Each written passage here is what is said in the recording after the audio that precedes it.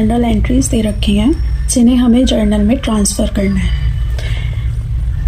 पहला ट्रांजैक्शन है कि कुमार से गुड्स परचेज करते हैं 1 लाख के, जिसपे 20% trade discount, 5% cash discount. Trade discount होता है जब अगर हम बल्क में गुड्स परचेज करते हैं तो जो सेलर होता है वो हमें ट्रेड डिस्काउंट देता है, और कैश डिस्काउंट देता है कि अगर हमने टाइमली या hand to hand cash payment कर दी तो हमें कैश डिस्काउंट मिल जाता है।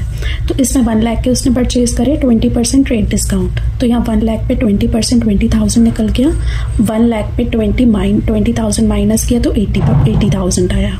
अब 5% कैश डिस्काउंट के लिए कंडीशन क्या है? Paid full amount at the time of purchase itself.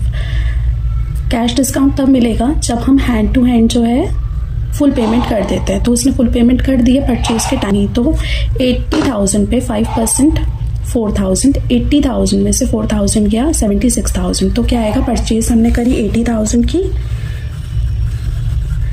Cash हमने पे किया 76,000 का, और डिस्काउंट हमें कितना रिसीव हुआ?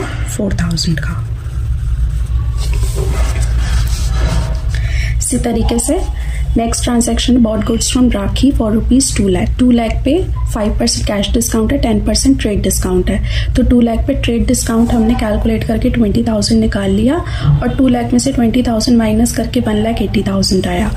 अब कैश डिस्काउंट हमें 5% है, जिसमें लिखा है half of the amount paid by cheque at the time of purchase, जिसमें से हाफ अमाउंट हमने चेक के थ्रू पे किया, तो हमें 5% जो होगा वो हाफ अमाउंट में मिलेगा। वो हम कैसे कैलकुलेट करेंगे? 180 का हमने 90 हाफ कर दिया, 1,80,000 का 90,000।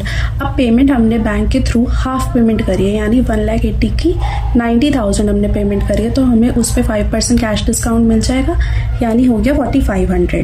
तो 90,000 में से 4,500 करके इतना बैलेंस आया, और 90,000 जो है ये अभी हमें पे करना है। तो हमने पेमेंट कितनी करी है? 85,500। डिस्काउंट कितना रिसीव हुआ? 4,500। ड्यू कितना है? 90,000, और इन सबका टोटल कितना आ जाएगा? 1,80,000। नेक्स्ट ट्रांजैक्शन ये कहता है sold goods to Nupur for 50,000। 50,000 के गुड्स सोल्ड किए गए, जिसपे 4% कैश डिस्काउंट है, 20% ट्रेड डिस्काउंट है। तो 50,000 पे 20% ट्रेड डिस्काउंट है, तो 50,000 पे 20% 10,000 निकाल लिया। 50 में से 10,000 माइनस करके 40,000 आ गया। अब कैश डिस्काउंट के लिए क्या है? Half the amount receive by cash and balance half by cheque on the same day. मतलब सेम डे कैश और चेक से पेमेंट होगी।